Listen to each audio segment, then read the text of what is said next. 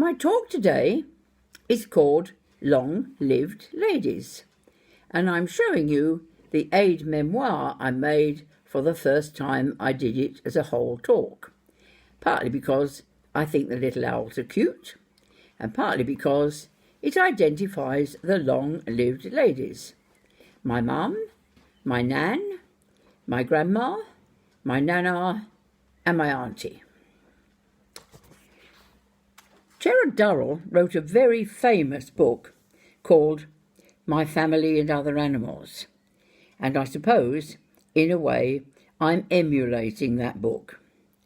But I'm only homing in on the female of the species. Long-lived ladies, because all of those ladies made it into their 90s or beyond. One occasion I was being introduced, and the president or chairman of the group said it was long-live ladies. Well, I agree with that as well, so it doesn't matter what the talk was. First of all, let me introduce you to the ladies, and I'm going to use the little word picture that I wrote for that first occasion. My mum, a force to reckon with, a people person, unpredictable, with no sense of direction, but usually on the right track, a born raconteur. My nan, a larger-than-life, snuff-sniffing, indomitable cockney, who used to swear a lot, but insisted she learned the swear words from a parrot that had been in the Navy. My grandma, grand, a pillar of the parish, always well turned out, always well informed, never without a hat pin, or an opinion. My nana, my great-grandmother, a powder-puff pink lady with a rod of iron as a backbone, charming and formal, maintaining a style against the odds.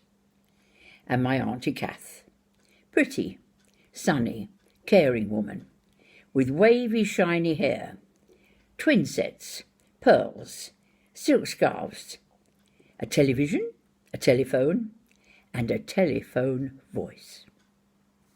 I'm not going to tell you about all of them today. That would make much too long. When I was a child, my father only ever smacked me twice. The first occasion was an instinctive reaction to the fact that I had just hit him over the head with a tennis racket. Correction, with a cricket bat. I was about 7. It was my birthday.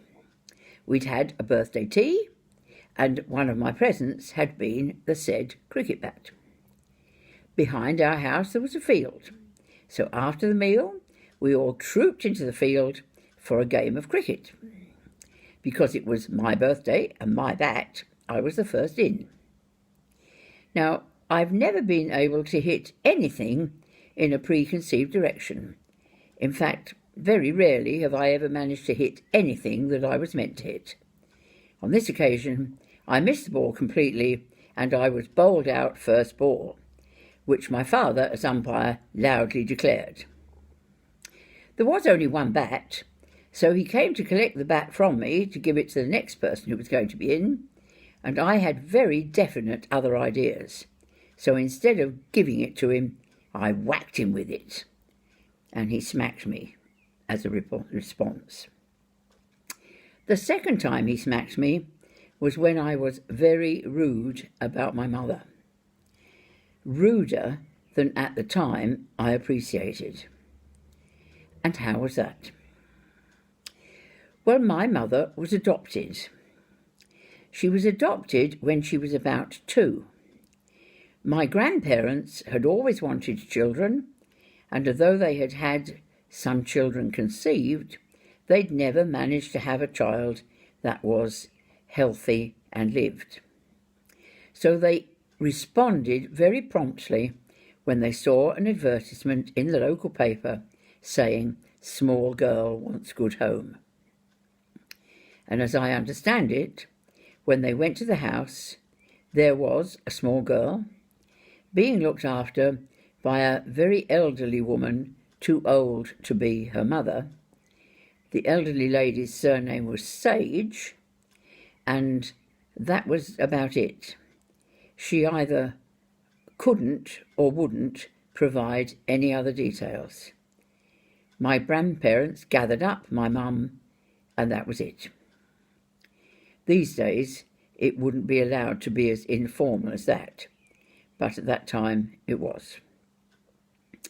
My mum and her adoptive parents were an instant success with each other, and 2 years later, my adoptive grandparents had a small boy called Ern, my Uncle Ern, of whom I was very fond, and my mum and Ern were good mates throughout all of their long lives.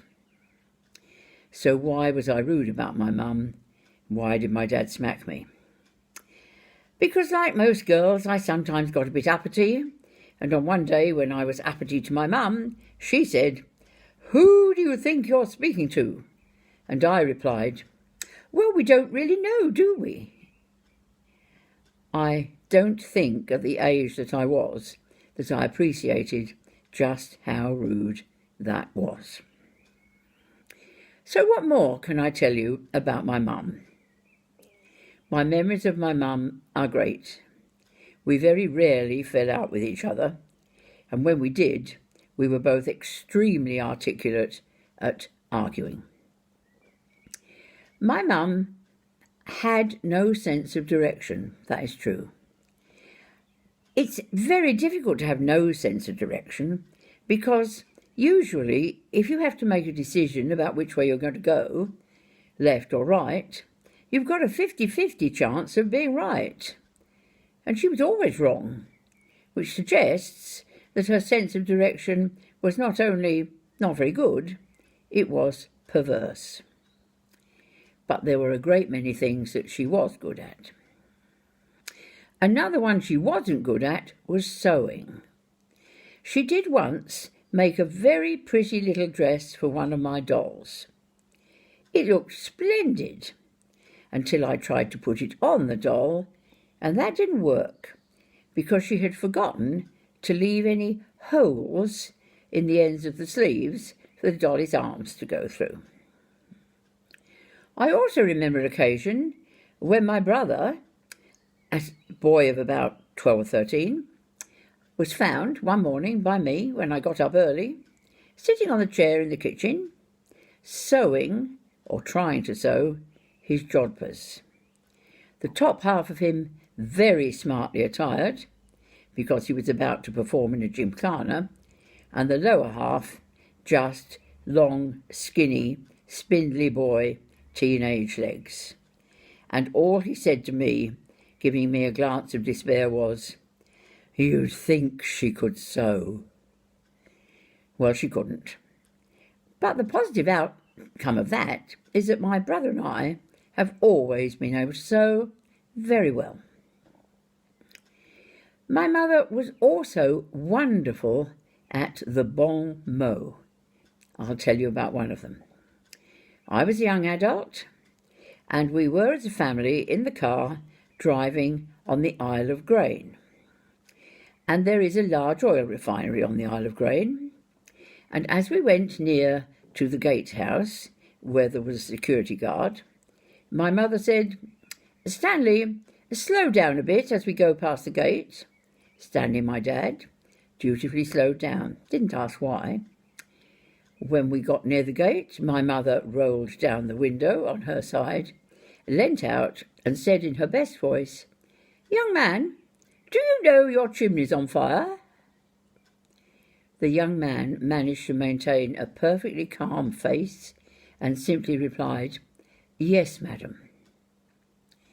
When we got to the end of the journey and I got out of the car, I quietly said to my dad, "Dad, did Mum not know that's the way they burn off surplus gas?